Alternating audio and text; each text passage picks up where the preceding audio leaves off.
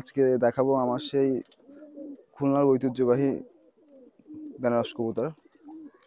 এই বেনারস কবুতর আমি অনেক কষ্টে এবং অনেক কিছুদিন ধরে চেষ্টা করার পরে তারপরে আমি কালেক্ট করতে পারছি। এটা হচ্ছে ওই মাদিটা হচ্ছে সে হান্নান ভাইয়ের ঐতিহ্যবাহী বেনারস, আর এটা হচ্ছে ওর সাথে জোর দেওয়া বেনারসের মাদির সাথে জোর দিচ্ছে নাকটানা কবুতর।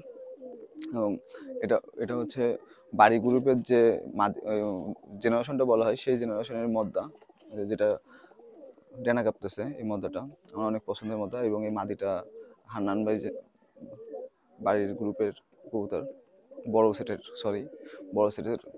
সেটের ওই জেনারেশনের মাদি। মানে এই জেনারেশন বলতে এখন বলতে খুব কম মানুষের কাছে আছে, এবং খুলনা শহরের বা পুরো বাংলাদেশে খুব কম মানুষের কাছে এই কবুতরগুলো এখন পাওয়া যায়।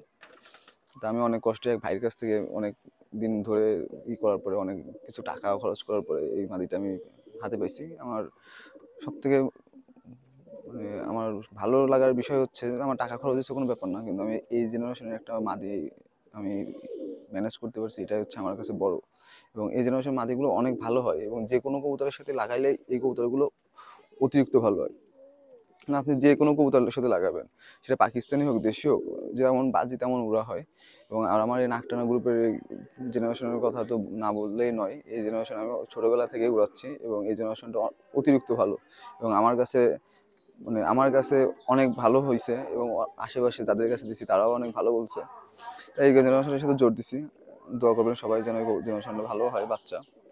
এবং আমার এই গ্রুপের এই মদ্দাটার কথা না বললে নয়, কারণ এই মদ্দাটা হচ্ছে আমাদের সেই খুলনার বিখ্যাত, মানে কি বলবো, বাড়ির গ্রুপ বলে যেটা আশিস বাবুর, সেই গ্রুপের কবুতর। তো এই কবুতরটা আমিও কালেক্ট করছিলাম অনেক কষ্টে। এই কবুতরটা আমার কাছে দীর্ঘ 5 বছরের মতো। এর বাচ্চা অনেক ভালো হয়, বাজি যেমন উড়া তেমন অসাধারণ বাজি হয়। এই কবুতরের গেট আপ টেটআপই অন্যরকম। আর এই কবুতরগুলো এখন খুব কম মানুষের রেয়ার।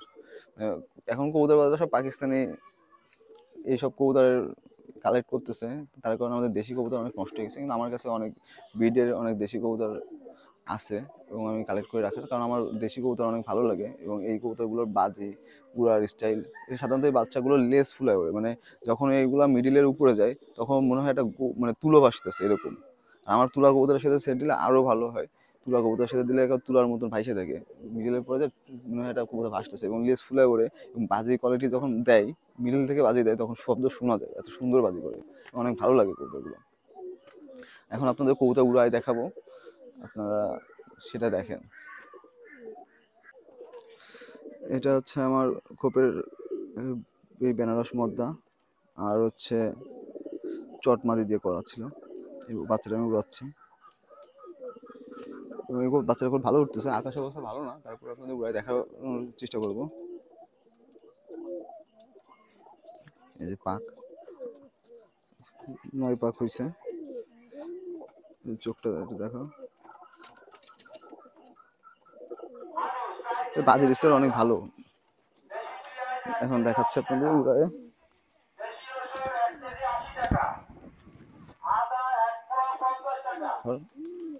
বাইরে ই করে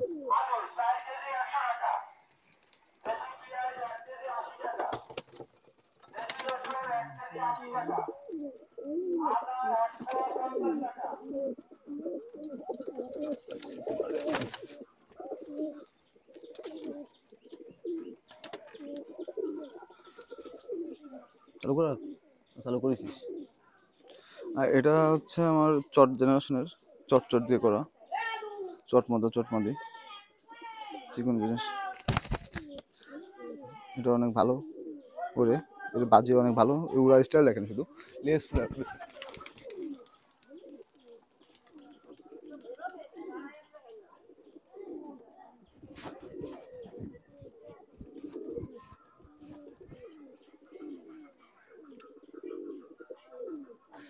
যতক্ষণ উঠবে সাধারণত লেস ফুলায় উঠবে এই কবুতর। মানে 5 ঘন্টা উঠুক, 2 ঘন্টা উঠুক, সারাদিন উঠুক, লেস ফুলায় উঠবে, বাড়ি পড়ে উঠবে। এই কবুতর সাইড কাটে, কখনো সাইড কাটে না। এই জেনারেশন কবুতরগুলো এরকমই, যে সাইড কাটের খুবই কম। আর ভ্যানিশ তো হয়ই না, ভ্যানিশ হওয়ার কোনো সম্ভাবনা নাই। এই কবুতর সারাদিন উঠলে সারাদিন আপনি দেখতে পারবেন আপনার চোখের সামনেই আছে। এবং এর সাথে পাকিস্তানি কবুতরগুলো জোর দিলেও সাধারণত দেখা যাচ্ছে পাকিস্তানি কবুতর হাইট কমে যায় এবং সেই বাচ্চাগুলোও দেখা যায় পাকিস্তানি। অনেকে আমার কাছে নিয়ে পাকিস্তানের সাথে সেট দিছে। আমার অনেকে বলছে যে ভাই আপনার এই জেনারেশনটা অনেক ভালো, পাকিস্তানি কিছু কবুতর কালেক্ট করে আমাদের এর সাথে জোর দিয়ে দেখেন, আপনার কবুতরের সাথে খুব ভালো ভালো আমার পাকিস্তানি কবুতর উড়ার স্টাইল ভালো লাগে না, কারণ পাকিস্তানি কবুতর হচ্ছে লেজ বুঝায় ওরে, আর দেশি কবুতরের সাথে জোর দিলে চেহারা ফাইটে যাবে, ভিন্ন হয়। এর জন্য আর কি আমার ইচ্ছা না, আমার দেশি কবুতরই অনেক ভালো লাগে। কবুতরকে খাদ্য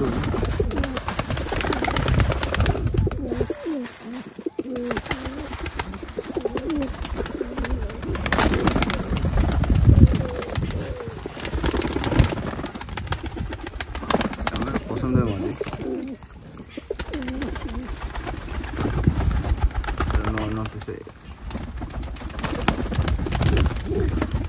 অনেকে কমেন্ট করছেন যে আমি যেন কবুতরগুলো ধরে ধরে দেখাই, কিন্তু আজকে সময়ের অভাবে দেখাতে পারছি না, পরে কোনো সময় দেখাবো। এবং আপনার কোন কবুতর সম্পর্কে জানতে চান অবশ্যই আমার কমেন্টে জানাবেন,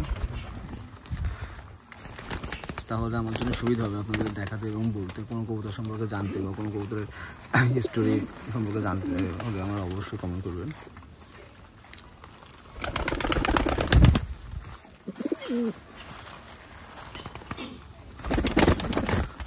আর যারা ভিডিওটা দেখতেছেন তারা ভিডিওটা অবশ্যই না টেনে দেখার চেষ্টা করবেন, কারণ দেখলে অনেক কিছু আপনারা মিস করেন, অনেক কথা মিস করেন, যে কথাগুলো আবার আমাকে কমেন্টে জিজ্ঞেস করেন।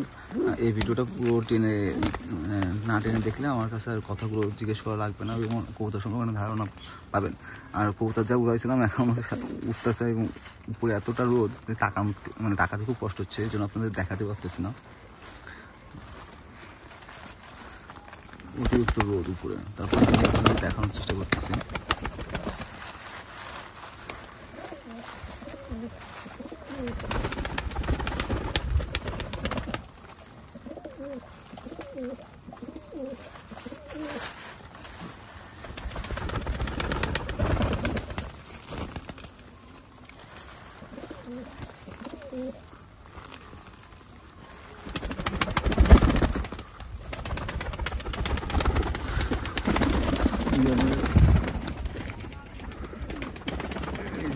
উপরে এখন কি আমি নিজেই তাকাতে পারতেছি না, দেখাবো কি করে, অতিরিক্ত রোদ। ভিডিওটা আছে এই পর্যন্ত, অবশ্যই চ্যানেলটি সাবস্ক্রাইব করবেন এবং ভিডিওটা লাইক করবেন। আজ এই পর্যন্ত, সবাই ভালো থাকবেন, সুস্থ থাকবেন এবং নিজেদের কবুতরগুলো যত্ন নেবেন। আল্লাহ হাফেজ, সবাই ভালো থাকবেন।